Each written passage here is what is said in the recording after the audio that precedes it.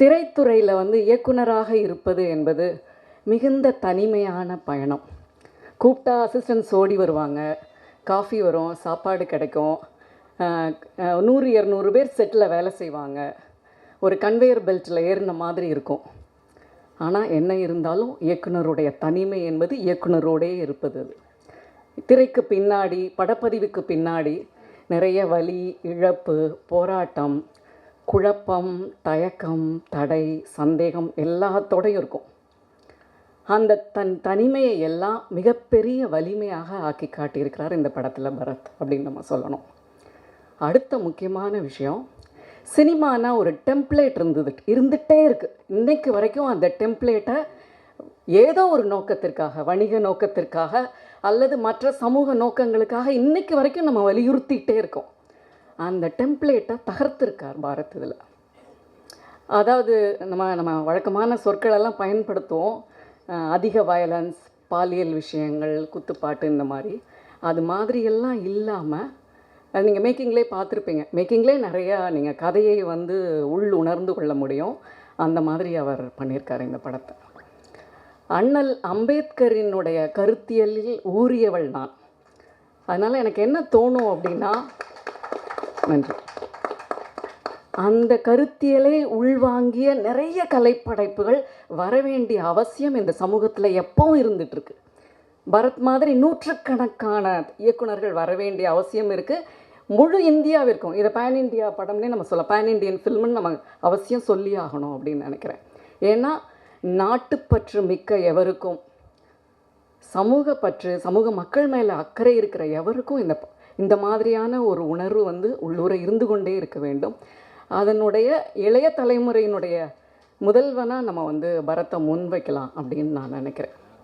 சினிமாவை நம்ம எப்பொழுதும் வந்து ஒரு கனவு தொழிற்சாலை அப்படின்னு சொல்கிறோம். அது ரொம்ப வழக்குழிந்து போயிடுச்சு அப்படின்னு நினைக்கிறேன் நான். அது நகர்ந்து எப்போவோ போயிடுச்சு, ஆனால் நம்ம அதை கனவு தொழிற்சாலைன்னு சொல்கிறோம். ஆனால் அப்படி இல்லை. அது எப்போவோ சமூகத்திற்கு மத்தியில் இறங்கி அது நமது கதை, நமது கருத்து எல்லாவற்றையும் குழைத்த ஒரு உணர்வு தொழிற்சாலையாக மாறியிருக்கு. குறிப்பாக தமிழ்நாட்டில் வந்து சினிமா வந்து எங்கெங்கும் எப்பொழுதும் இருந்துகிட்டே இருக்குது நமக்கு மத்தியில். ஆனால் அதை நகர்த்தி வைத்து ஒரு கவர்ச்சியான ஒரு ஊடகமாகவே பார்க்கும் நிலை வந்து மாற வேண்டும். அதுவும் இந்த திரைப்படத்தில், மைத்ரி படத்தில் மாறியிருக்கிறது என்று நான் நம்புகிறேன். இயக்குனர் பரத் தான் இதில் கதாநாயகனாகவும் நடித்திருக்கிறார். 2 கதாபாத்திரமாக இதில் பண்ணியிருக்கிறார். அவர் இயக்குனராகவும் செய்திருக்கிறார், கதாநாயகனாகவும் பண்ணியிருக்கிறார். கதாநாயகனை விட இயக்குனர் கதாபாத்திரம் வந்து மேலோங்கி இருக்கிறது என்று நான் நம்புகிறேன். எப்பொழுதும் சொல்லுவாங்க, இலக்கை விட, சென்று சேரும் இலக்கை விட பயணம்தான் ரொம்ப முக்கியம் அப்படின்னு சொல்லுவாங்க. நான் ஒரு சித்த மருத்துவர், சித்தர்களுடைய தத்துவங்களில் பெரிய நம்பிக்கை கொண்டவள். அப்படி பார்க்கும் பொழுது இந்த படத்தோட பயணத்தை நாங்கள் அவ்வளோ என்ஜாய் பண்ணோம், அவ்வளோ அனுபவித்தோம். நீங்கள் பார்த்தீங்கன்னா ஒரு கூட்டுறவு, ஒரு கூட்டு மனசாட்சியாக இந்த படம் வந்து இருந்திருக்கு. இயக்குனர் பரத் தான், தயாரிப்பாளர் வந்து தருண்குமார் தான். ஆனால் இந்த படத்துக்குள்ளே வந்து வேலை செய்த பணியாற்றிய எல்லோருமே இந்த படத்தினுடைய கூட்டு மனசாட்சியாக இருப்பாங்க. அது ரொம்ப ஒரு ரேர் ஃபினாமினன், ஒரு அரிய ஒரு பண்பு அப்படின்னு நினைக்கிறேன். அதை இந்த படத்தில் நம்ம உள்வாங்க முடிஞ்சது அப்படின்னு நினைப்பேன் நான். அப்புறம் இன்று சினிமா திரைத்துறைக்கு ரொம்ப அவசியமாக தேவைப்படுவது அப்படின்னு நான் நம்புறது என்னென்னா, ஒரு நவீன சினிமா பண்பாடு தேவைப்படுது அப்படின்னு நினைக்கிறேன்.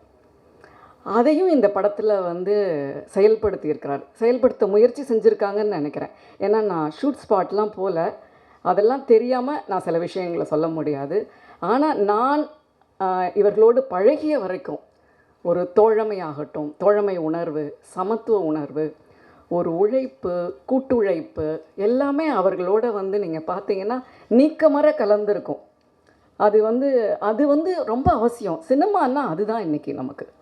ஏன்னா இன்று வந்து நமக்கிடையில் இருக்கிற வலிமையான ஊடகம், நிறைய கலைஞர்களை உள்வாங்கிய ஊடகம், நம்ம எல்லோருக்கும் சமூகத்திற்கு கம்யூனிகேட் பண்ணுறதுக்கான தொடர்பு ஊடகமாக இருப்பது வந்து சினிமா தான்.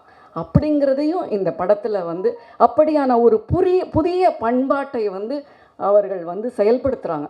இது வந்து தொடர வேண்டும் என்ற வேண்டுகோளை நான் முன்வைக்கிறேன். இது ரொம்ப அவசியம் என்று. அப்போ தான் சினிமா வந்து மக்களினுடைய ஊடகமாக மாறும். மக்கள் வந்து அதாவது ஏன் வந்து சினிமாவால் பல நேரம் வந்து மக்கள் ஏமாற்றப்படுகிறார்கள் அப்படின்னா, அது தள்ளி வைக்கப்பட்டிருக்கிறது எப்பொழுதும் மக்களிடமிருந்து. அந்த நிலை மாறுவதற்கான வாய்ப்பாக மைத்ரி கண்டிப்பாக இருக்கும் அப்படிங்கிறத நான் உணர்கிறேன். அது தொடர்வதில் அதான் இருக்குது அந்த சவாலும் அந்த சாதனையும். உழைப்பு வந்து எப்பவுமே ரெஸ்பெக்ட் பண்ணிடணும், ஹானர் பண்ணிடணும். ஏன்னா அதுதான் ரொம்ப முக்கியமான விஷயம். அதான் கலைப்படிப்புனா அதில் வந்து பல விஷயங்கள் இருக்குது. முக்கியமாக சொல்லப்போனால் அதில் உயிர் போகிற அளவுக்கு பெயின் இருக்குது அதை படைக்கும் போதும். ஸோ அதை வந்து பாராட்டிலன்னா அந்த டைம்லேயே அதை செத்துரும். இந்த படத்தில் அவ்வளோ பெரிய உழைப்பு, கண்ணிலே பார்க்க முடியாத அளவுக்கு உழைப்பு இருக்குது. எதுக்கடா தேவையில்லாமல் இவங்களை கூட்டின்னு வந்து இதில் போட்டு டார்ச்சர் பண்ணிட்டோமோன்ற ஒரு பெரிய தயக்கம், பெரிய மன உடைச்சல். இது எப்படின்னா வெளியே எடுத்துன்னு வந்துடணும், செத்தாலையும் பரவாயில்ல இதை வெளியே எடுத்துன்னு வந்துடுவேன்ற நம்பிக்கை இருந்துச்சு. முடிஞ்ச அளவுக்கு இல்லையா, உழைப்பு செத்துடக்கூடாது. இல்லை, உழைப்பு செத்துச்சுன்னா இந்த சமூகமே செத்துரும். உழைப்பாலேயே நம்ம வந்து ஒடுக்கப்பட்டுட்டே இருக்கும்போது நம்ம உழைப்பு பாராட்டப்படவில்லைன்னா எப்படி? அப்போ எவ்வளோ ஸ்ட்ராங்காக நம்ம நிற்கணும். ஸோ இது வெறும் படமாக மாத்திரம் நான் கன்சிடர் பண்ணவே இல்லை. இது ஒரு ஐடியாலஜி, இது ஒரு சித்தாந்தம், இது ஒரு பிரின்சிபல். இந்த பிரின்சிபலை எப்படி எடுத்துகிட்டு போக போகிறோம்? ரொம்ப கிராட்டிடியூடோடு எடுத்துன்னு போகிறோம், நன்றியோடு எடுத்துன்னு போகிறோம். அப்போது எல்லாருக்கூடையும் எல்லாருக்கும் சேரும் அப்படின்ற ஒரு நம்பிக்கையோடு எங்கள் ஊரில் எங்கள் சித்தார்த் நகர் பசங்களுக்கு பெரிய நன்றியை தெரிவிச்சுக்கிறேன். ஏன்னா ஷூட்டிங்னாவே அவ்வளோ ஸ்ட்ராங்காக வந்து நிற்பாங்க. சித்தார்த் நகர், கேஜிஎல்இ, காத்தா நகர், இதெல்லாமே வந்து அங்கே இருக்கிற மக்கள் வந்து இந்த கதையை வந்து கதைன்றதை விட எங்களுடைய உழைப்பை வந்து பயங்கரமாக சப்போர்ட் பண்ணாங்க. அப்புறமா Jude Felix hockey academy, Jude sir வந்து அர்ஜுன் அவார்டு வின்னர். நான் போனேன்னா அவர் பின்னாடி அவரை சுற்றி நிறைய பேர் இருப்பாங்க. பட் ஆனால் இந்த படம் சொல்லி அவர் வந்து சப்போர்ட் பண்ண விஷயம். அதுக்கப்புறம் சண்முகம் சார், இவங்கெல்லாம் ஹாக்கி கோச், இவங்க எல்லாருமே ஸ்ட்ராங்காக இது ஹாக்கி சப்ஜெக்டாக இருக்கிறப்போ இதுக்குள்ளே ரொம்ப ஸ்ட்ராங்காக வந்து ஜூட் ஃபெலிக்ஸ் செபாஸ்டின் அவர் அந்த அகாடமிக்கு ரொம்ப பெரிய நன்றி. அப்புறம் டுமேலா, காஸ்டியூம்ஸ் எல்லாம் பார்க்கும்போது இப்படி போடலாம், இது இப்படி தான் இருக்கட்டும். அது ஃபுல்லாகவே இந்தியன் டீம் போடுற காஸ்டியூம்ஸ் எல்லாமே எங்களுக்கு வெறும் தெரில, நான் பேசின விஷயத்துக்காகவா இல்லை இதில் நான் சும்மா லைன் சொன்னதுக்காகவா தெரில, அவ்வளோ பெரிய கான்ட்ரிபியூஷன் பண்ணியிருக்காங்க. அதுக்கப்புறம் அண்ணனுங்க, முக்கியமாக இது போல் சினிமாக்கள் வருதுன்னா அண்ணன்களோட தாக்கம் பயங்கர தாக்கம் இருக்குது. என் கூட உட்காந்து ஒரு 1.5 மணி நேரம் இந்த படத்தை இப்படி தான்டா இருக்கணும், இது இப்படி பண்ணுறா, இப்படி பண்ணாதாண்டா நம்ம வெளியே வர முடியும், நம்மக்கிட்ட பிஸ்னஸ் இல்லைனா கூட நம்ம இதை போராடிக்கிட்டே இருக்கணும், ஒரு விஷயத்தையும் ரொம்ப கிளியராக சொன்னேன். ரஞ்சித் எனக்கு ரொம்ப பெரிய நன்றி.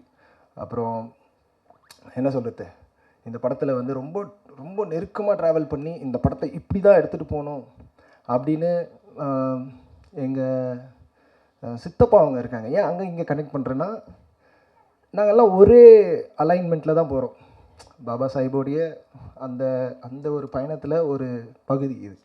ஸோ அதால் இவங்களுடைய ஐடியாலஜி சினிமாவாக மாறுறதுக்கான முழு உழைப்பு போட்டது வந்து இவங்களுக்கும் பெரிய நன்றியை தெரிவிச்சுக்கிறேன். ஏன்னா இங்கே நிற்கிறதுக்கான ஒரு மெயின் பேஸே அதுதான். அப்புறமா என் குருநாதர், எனக்கு 3 குருநாதர் இருக்காங்க ரொம்ப ஸ்ட்ராங்காக. இவர் வந்து சாம்ராஜ் மாஸ்டர்னு, இந்த 40,000 ஸ்டூடெண்ட் இருக்காங்க. கன்னடா சினிமாவில் இவரை தெரியாத ஆளே இல்லை. இவர் ஸ்டூடெண்ட்ஸ் தான் எல்லா படத்துலேயும் இருப்பாங்க. ஸோ அதுலேருந்து வந்தது தான் நானும்.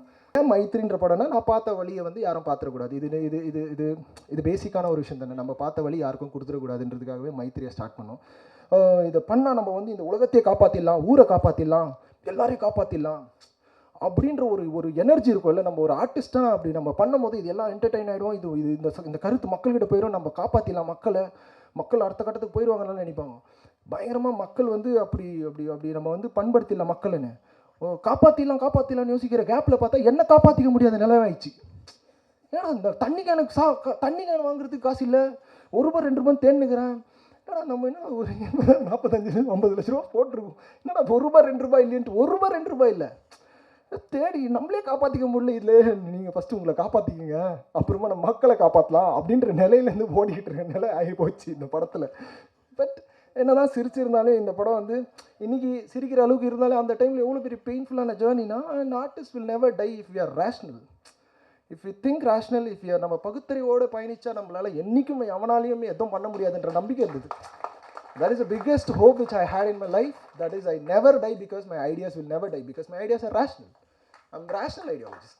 நான் அம்பேத்கரைட், நான் Periyarist. So I will never die. How can I die? When if you kill I my die, my body will die, but my ideas will never die. இல்லை, அந்த மாதிரி ஒரு சில விஷயத்தை ஃபோக்கஸ் பண்ணதால அந்த அந்த அந்த அந்த ஒரு என்ன சொல்கிறது, கதிகருங்கிற டைம்ல தப்பிச்சிட்டுன்னு வச்சுக்கோங்களேன். அதுக்கப்புறம் போர், இது ஒரு பெரிய போராக இருக்கு இல்லையா? போரில் வந்துட்டு என்னடா இவன் வந்து போருக்கு வரீங்களேப்பா, அட்டைக்கத்தி தூக்கின்னு வரீங்களேப்பா, இதில் அட்டைக்கத்தி குத்தினா அட்டைக்கத்தி எல்லாமே ஒடிஞ்சிடும் இல்லைப்பா. அதே அட்டைக்கத்தி தான் இங்கே இருக்கிற போரில் சும்மா கத்தி குத்தி அப்படியே ரத்த ஆறெல்லாம் ஓட வைக்கிற போர், அந்த மாதிரியான சண்டைலாம் போட வரல. இது அட்டைக்கத்தியை வச்சு இங்கே இருக்கிற வெறுப்பை அப்படியே சும்மா அப்படியே பெருக்கி தள்ளிட்டு இங்கே எல்லாத்துக்குமே குரல் கொடுக்க தான் வந்துட்டு இருக்காங்க. அண்ணன் எல்லாருமே குரல் கொடுக்க, எல்லாத்துக்குமே குரல் கொடுக்க தான் வந்திருக்கோம்.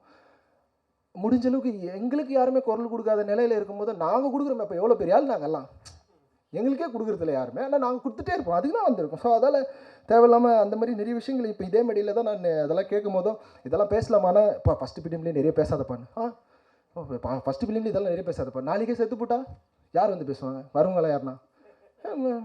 எனி டைம் நம்ம டெத் ஆகிடல, பேசிக்கிட்டே இருக்கணுன்றது தான். சார் சார் பயப்படாதீங்க, கண்டிப்பாக ரிலீஸ் பண்ணிவிடுவோம், நிறைய பேசியிருக்கோம், பக்காவாக வச்சு செஞ்சுருக்கோம், ப்ரெஸ்ஸு நம்மளுக்கு எதாவது அவன் பண்ணி விடுன்னு நினைக்கிறேன். ஸோ ஆனால் தருண் சார் ஆசிடுற மாதிரி இல்லை சார், நீங்கள் எது வேணாலும் பேசுங்க, பார்க்கலாம், நீங்கள் எது வேணாலும் போடுங்க. அவர் அந்த படத்தை வந்து நிறைய விஷயத்த நான் அவர் பக்கா நான் வெஜிடேரியன் ஸ்க்ரீனில் அப்படி காட்டியிருக்கோம். அவர் அதை பற்றி எதுவுமே யோசிக்கல, பரவாயில்ல அப்படின்ற மாதிரி அதை ரிசீவ் பண்ண விஷயம் எனக்கு நான் யோசிக்கிறேன், ஐயோ என்னடா இது அப்படின்னா, அதெல்லாம் அவ்வளோ பெரிய நம்பிக்கை இருக்குல்ல. அவர் ஒரு விஷயத்த பிலீவ் பண்ணுறாருல, நம்மளுக்கான விஷயத்த, அது அவங்களுக்கான விஷயம். அவர் அவ்வளோ சூப்பராக, அவ்வளோ அறிவுபூர்வமாக அந்த இடத்த நிற்கும் போதும் அவர் ஒரு கலைஞன் என்றைக்கும் எந்த டைம்லையும் சாக மாட்டான்னு நினைக்கிறப்போ பயப்பட வேணாம் சார், நம்மளை எதுவும் பண்ண நடந்துடும் சார், கவலைப்பட வேணாம். அதுக்கப்புறம் ரொம்ப முக்கியமான ஒரு விஷயம் என்னென்னா, இந்த எஃபர்ட் ஏன்னா காலங்காலமாக நிறைய வழியிலேயே வந்து கேரி பண்ணிக்கிட்டே இருக்கிறதால ஒரு கோவம் வந்துடும் இல்லையா? அந்த கோவத்தோட வெளிப்பாடை தான் நான் பார்க்குறேன். அந்த கோவத்தை வந்து மக்கள் மேலெலாம் செலுத்த முடியாது, ஏன்னா கோச்சிக்க முடியாது, ஏன்னா அவங்க அது காரணமே இல்லை. சமகாலத்தில் இருக்கிற மக்கள் வந்து எதுக்கும் இது காரணமே இல்லை, இதுக்கெல்லாம் முன்னாடி யாரோ ஒருத்தர் உருவாக்கி விட்டு போயிட்டாங்க. ஸோ அந்த ஒரு கோவத்தை எப்படி நம்ம அந்த கோவத்தை எங்கே காட்டலான்னா படைப்பு மேலே காட்டியாச்சு, ஃபுல்லாக எஃபோர்ட் போட்டாச்சு. ஏன்னா அந்த கோவம் தான் எங்களை இன்னமும் அப்படின்ற ஒரு மூடு.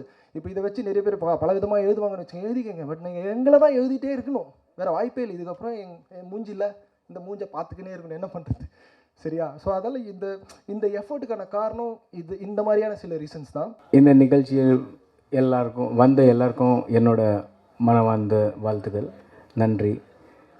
மைத்ரி எனக்காக ரொம்ப ஸ்பெஷல் படம், ஃபஸ்ட்டு படம் தமிழ் இண்டஸ்ட்ரியில் நான் எடுத்த படம். அதுக்கு ஃபஸ்ட்டு நன்றி வந்து நான் பரத்துக்கு தான் சொல்லணும். ஏன்னா பரத் ஃபஸ்ட் டைம் என்னை பிச் பண்ணும்போது பாதியிலேருந்து எனக்கு டேக் கேர் பண்ணுறதுக்கு சொன்னார். ஆனால் நான் ரொம்ப யோசித்தேன் இந்த படம் பற்றி. ஆனால் நான் கிளியராக சொல்லிட்டேன், எனக்கு வந்து ஃபஸ்ட்டு இந்த படம் நீங்கள் காமிங்க, அதுக்கப்புறமா நான் டேக் கேர் பண்ணுறேன், ஒன்றும் பிரச்சனை இல்லைன்னு சொல்லிவிட்டு வி ஹவ் ஸ்டார்டட் ஃப்ரம் தேர். ஆனால் படம் பார்த்ததுக்கப்புறமா எனக்கு ரொம்ப ரொம்ப ரொம்ப பிடிச்சது. ஸ்டார்ட் டு எண்டு வரைக்கும் என்னென்ன ஸ்டோரி லைன், ஒரு ஸ்கூல்லேருந்து கண்டினியூ ஆகிற ஒரு love angle, it was really good. இதில் கஷ்டப்பட்ட டோட்டல் டீம், பரத் சரி, விஜய் சரி, எல்லாருக்கும் hats off for doing this. அது இல்லாமல் இன்றைக்கி நிகழ்ச்சியை நீங்கள் பார்த்துருப்பீங்க, ட்ரெய்லர், ஆடியோ லான்ச் எல்லாமே. ட்ரெய்லர் பார்த்தது வரைக்கும் நான் வந்து பெருசாக சொல்லி பூஸ்ட் பண்ணிட்டெல்லாம் நான் சொல்ல விரும்பலை. படமே உங்களுக்கு பேசும். கண்டிப்பாக நீங்கள் வந்துட்டு இதை பற்றி நீங்கள் கொஞ்சம் சப்போர்ட் பண்ணுங்கள் இந்த படத்துக்கு. சின்ன படம் தான், ஆனால் 100% உங்களுக்கு சாட்டிஸ்ஃபேக்டரி படம் தெரிஞ்சு தான் வெளியில் வரும். So please help us and இந்த படம் பற்றி கொஞ்சம் நல்லபடியாக பண்ணுங்கள். எல்லா பத்திரிகையாளருக்கும் என்னோடய request, it's and deeply request from my side. அது இல்லாமல் இன்றைக்கி வந்த Nandagopal sir, Vivekanand sir, Kutty Revathi madam, எல்லா cast and crew and everybody, thank you so much.